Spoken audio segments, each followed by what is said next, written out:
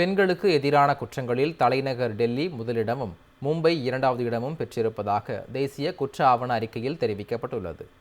2024ஆம் ஆண்டுக்கான தேசிய குற்ற ஆவண அறிக்கை வெளியிடப்பட்டுள்ளது.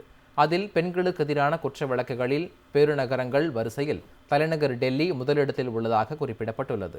ஒட்டுமொத்தமாக 2,75,000 வழக்குகள் பதிவு செய்யப்பட்டதில் 13,400 வழக்குகள் பெண்கள் தொடர்பான குற்ற வழக்குகள் என்று அதில் தெரிவிக்கப்பட்டுள்ளது.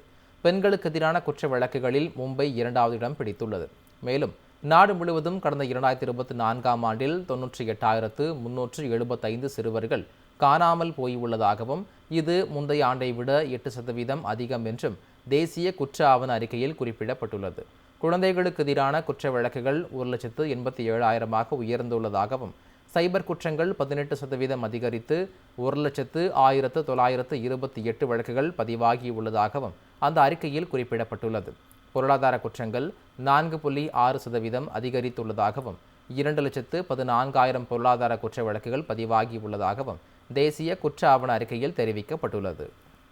பெண்களுக்கு எதிரான குற்றங்களில் தலைநகர் டெல்லி முதலிடமும் மும்பை இரண்டாவது இடமும் பெற்றிருப்பதாக தேசிய குற்ற ஆவண அறிக்கையில் தெரிவிக்கப்பட்டுள்ளது. 2024ஆம் ஆண்டுக்கான தேசிய குற்ற ஆவண அறிக்கை வெளியிடப்பட்டுள்ளது.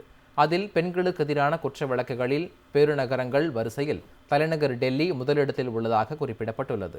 ஒட்டுமொத்தமாக 2,75,000 வழக்குகள் பதிவு செய்யப்பட்டதில் 13,400 வழக்குகள் பெண்கள் தொடர்பான குற்ற வழக்குகள் என்று அதில் தெரிவிக்கப்பட்டுள்ளது.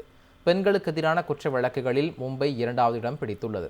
மேலும் நாடு முழுவதும் கடந்த 2024ஆம் ஆண்டில் 98,375 சிறுவர்கள் காணாமல் போயுள்ளதாகவும் இது முந்தைய ஆண்டை விட 8% அதிகம் என்றும் தேசிய குற்ற ஆவண அறிக்கையில் குறிப்பிடப்பட்டுள்ளது. குழந்தைகளுக்கு எதிரான குற்ற வழக்குகள் 1,87,000 உயர்ந்துள்ளதாகவும் சைபர் குற்றங்கள் 18% அதிகரித்து 1,01,928 வழக்குகள் பதிவாகியுள்ளதாகவும் அந்த அறிக்கையில் குறிப்பிடப்பட்டுள்ளது.